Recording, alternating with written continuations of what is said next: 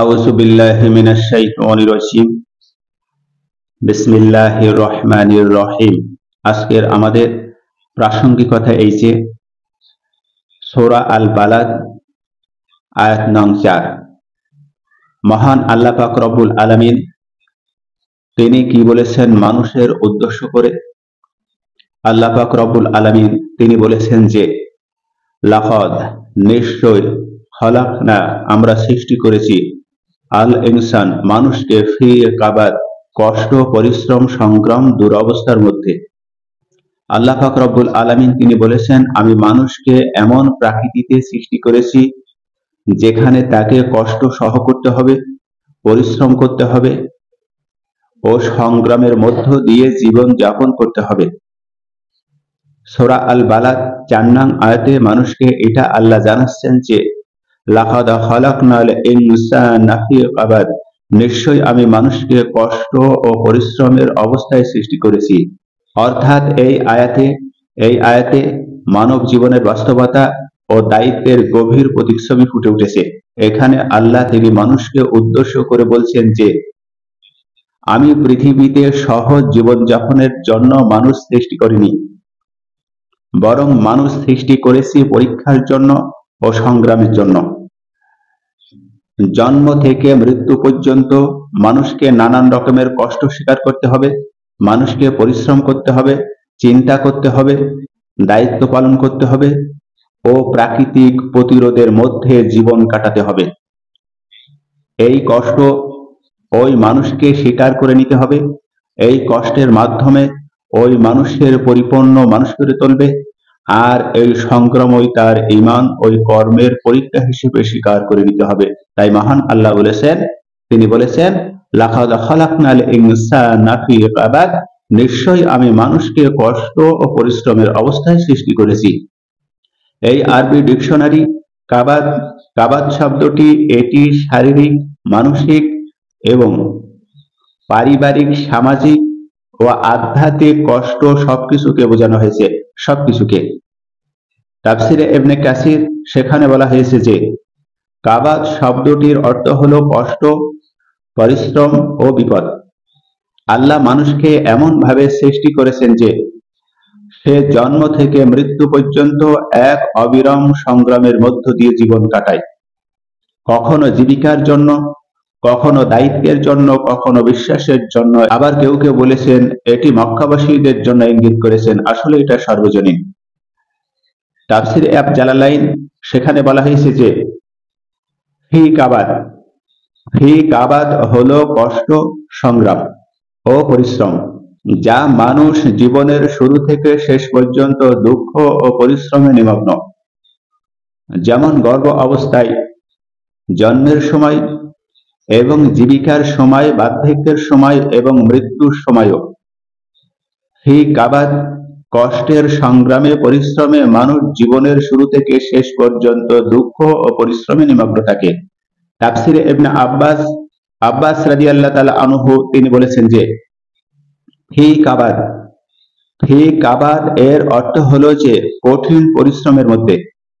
ইবনে আব্বাস তিনি বলেছেন মানুষ পরিশ্রম ও সংগ্রামে সৃষ্টি হয়েছে, কেবল খাদ্য, পোশাক বা অর্থের জন্য নয়, বরং ঈমানের জন্য।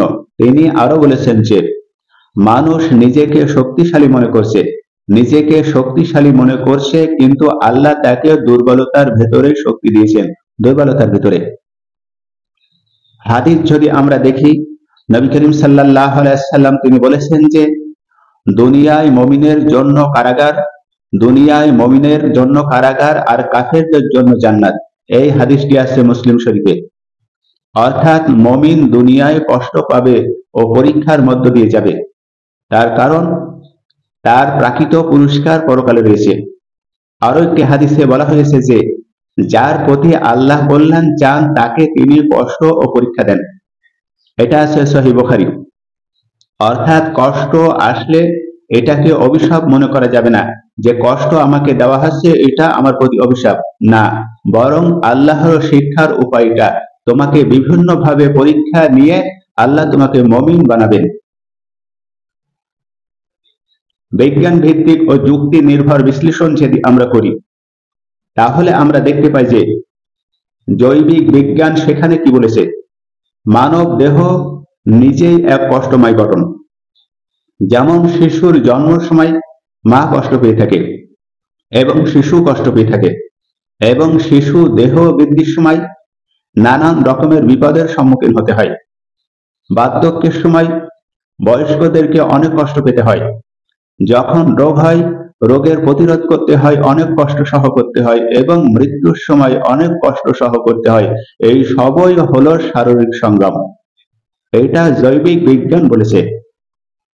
মনোবিজ্ঞান যদি আমরা দেখি, মনোবিজ্ঞানের দিক থেকে বলা হয়েছে যে মানব মস্তিষ্ক তার একটা চাপ আছে। মানব মস্তিষ্ক তার চাপ সহ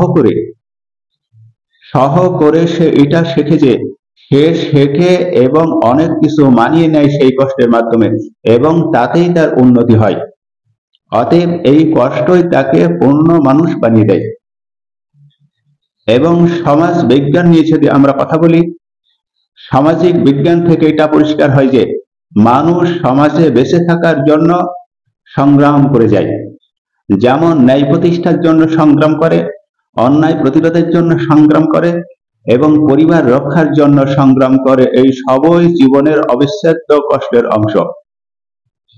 আধ্যাত্মিক বিজ্ঞান নিয়ে যদি আমরা কথা বলি, আধ্যাত্মিক দিক থেকে মানুষ কষ্টকে অহংকার থেকে মুক্ত করে। যখন সে কষ্ট করে, কষ্ট মানুষকে অহংকার থেকে মুক্ত করে এবং আল্লাহর দিকে তাকে ফিরিয়ে নিয়ে আসে। এটাই হলো পরীক্ষার দর্শন, যা কোরআনের বহু স্থানে আবৃত করা হয়েছে।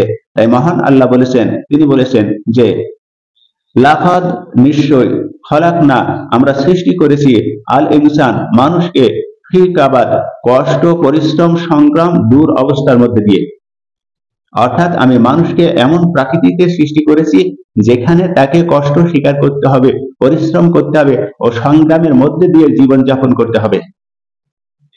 এই আয়াতের সাদৃশ্য নিয়ে অন্যান্য ধর্মগ্রন্থের সাদৃশ্য যদি আমরা উপস্থাপন করি, বাইবেলে বলা হয়েছে অধ্যায় 3 শ্লোক 17, তুমি কষ্টর মধ্য দিয়ে ভূমি চাষ করবে এবং খাদ্য সংগ্রহ করবে।